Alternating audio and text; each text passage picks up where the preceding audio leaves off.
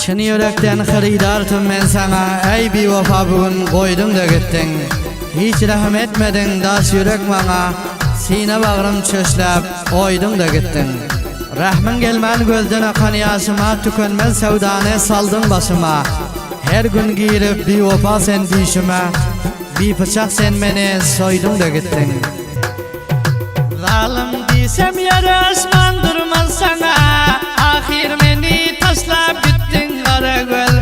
Nahak yere cebir verdin sen bana, tine bağrım çöşlep gittin Karagöl.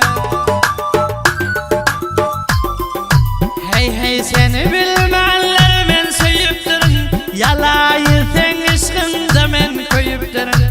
Pişman etyon sana yürek koyup durun, gözlerimi yaşlap gittin Karagöl.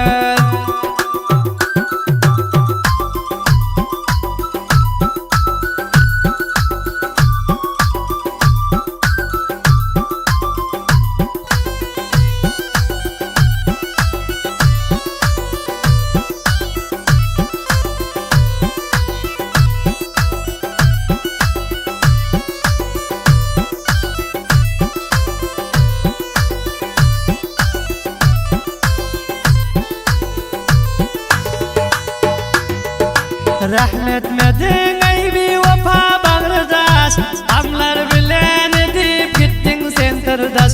Bugün boldun sen deyip men gurulaş, sen başkani hoşlap gittin Karagöl. Yayrap gitti berendirdin canıma, varıp yetti damar üstü kanıma. Bir görlemen gözden akan kanıma, orta yolda taşlap gittin Karagöl.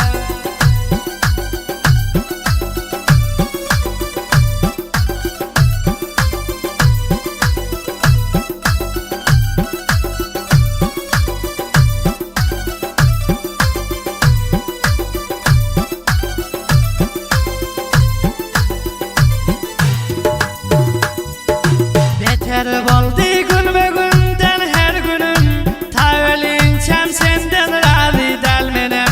Halimden beter bolarsın senem, yüreklerimi çöşlep gittin Karagöl. Koyup gittin rakam rakam adara, sen uğrunda bugün boldum biçara. Endi seni görmedim men duvara, didelerimi yaşlap gittin Karagöl.